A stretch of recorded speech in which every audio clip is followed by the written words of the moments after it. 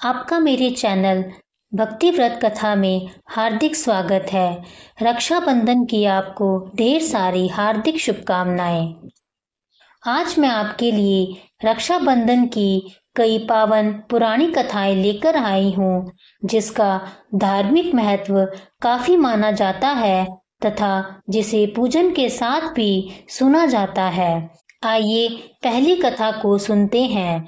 एक बार युधिष्ठिर ने भगवान श्री कृष्ण से पूछा, हे राजन, मुझे रक्षाबंधन की वह कथा सुनाइए जिससे मनुष्यों की प्रेत बाधा तथा दुख दूर होता है।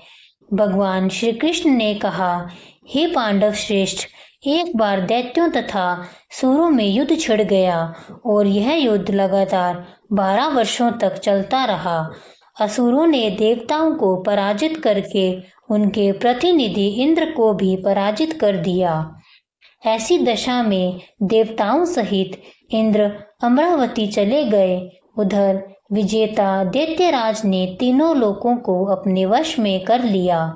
उसने राजपद से घोषित कर दिया कि इंद्रदेव सभा में न आए तथा देवता व मनुष्य यज्ञ कर्म न करें, सभी लोग मेरी ही पूजा करें। दैत्यराज की इस आज्ञा से यज्ञ, वेद, पठन पाठन तथा उत्सव आदि समाप्त हो गए। धर्म के नाश से देवताओं का बल घटने लगा। यह देख इंद्र अपने गुरु बृहस्पति के पास गए तथा उनके चरणों में गिरकर निवेदन करने लगे, हे गुरुवर, ऐसी दशा में परिस्थितियां कहती हैं कि मुझे यही प्राण देने होंगे। न तो मैं भाग सकता हूँ और न ही युद्ध भूमि में टिक सकता हूँ। आप ही कोई उपाय बताइए। बृहस्पति ने इंद्र की वेदना सुनकर उसे रक्षा विधि विधान करने को कहा। श्रावण पूर्णिमा को प्रातःकाल निम्न मंत्र से रक्षा विधान संपन्न किया गया। यन बधो बलिराजा दानवेंद्रो महाबल तेन त्वाम विवदनामि रक्षे मा चल।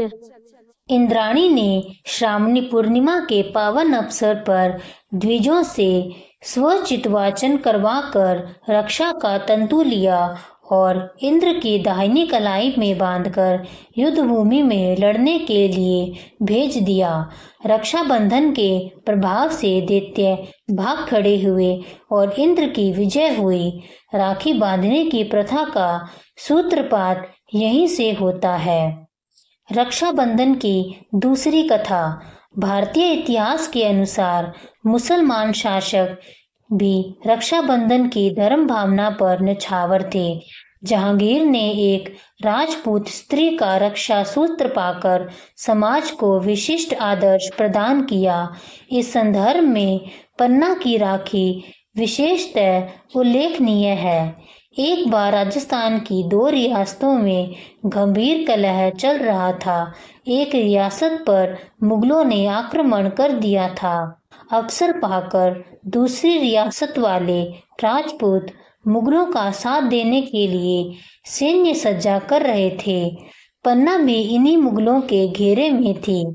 उसने दूसरी रियासत के शासक को, जो मुगलों की सहायता जा रहा था, राखी भेजी। राखी पाते ही उसने उल्टे मुगलों पर आक्रमण कर दिया। मुगल पराजित हुए। इस तरह रक्षाबंधन के कच्चे धागे ने दोनों रियासतों के शासकों को पक्की मैत्री के सूत्र में बांध दिया। तीसरी कथा, कृष्ण द्रौपदी कथा। एक बार भगवान श्री कृष्ण के हाथ में चोट लग गई तथा खून की धार बह निकली। यह सब द्रौपदी से देखा नहीं गया और उसने तत्काल अपनी साड़ी का पल्लू फाड़कर श्री कृष्ण के हाथ में बांध दिया। फलस्वरूप खून बहना बंद हो गया। कुछ समय पश्चात जब दुशासन ने द्रौपदी की चीरहरण किया, तब श्री कृष्ण ने चीर बढ़ाकर इस बंधन का उपकार चुकाया। यह प्रसंग भी रक्षाबंधन की महत्ता प्रतिपादित करता है। चौथी कथा, हिमायु कर्णावती कथा। मध्यकालीन इतिहास की घटना है। चित्तौड़ की हिंदू रानी कर्णावती ने दिल्ली के मुगल बादशाह हुमायूं को अपना भाई बनाकर उनके पास राखी भेजी थी। हुमायूं ने रानी कर्णावती की राखी स्वीकार की और समय आने पर रानी के सम्मान की रक्षा के लिए गुजरात के बादशाह से युद्ध किया था। आपको यह जानकारी अच्छी लगी हो तो मेरे चैनल को सब्सक्राइब करना ना भूलें। धन्यवाद।